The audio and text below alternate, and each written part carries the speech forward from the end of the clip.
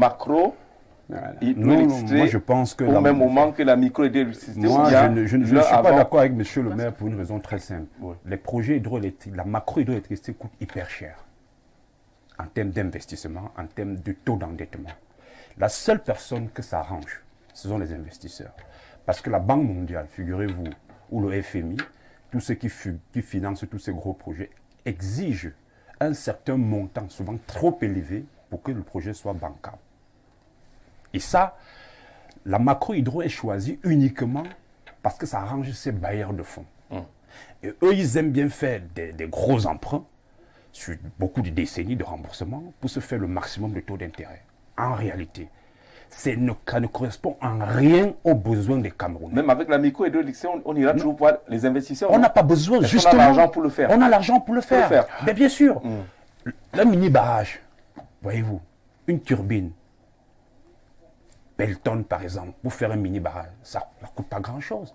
On peut faire grand-chose n'est pas un chiffre. Non, c'est-à-dire que 10 millions, non, je vais chiffrer. Oui. Avec un mini hydroélectricité, on peut produire 10 mégawatts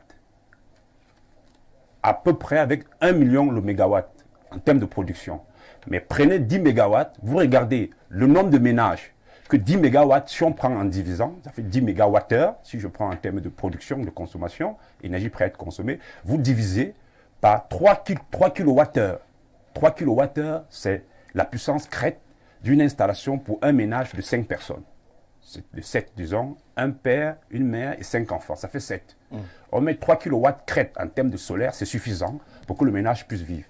Quand vous prenez 10 mégawatts qu'on investit en mini-hydro, sur 3 kWh, sur 3 kW crête, qui est la puissance d'un ménage, vous voyez le nombre de foyers qu'on pourrait électrifier.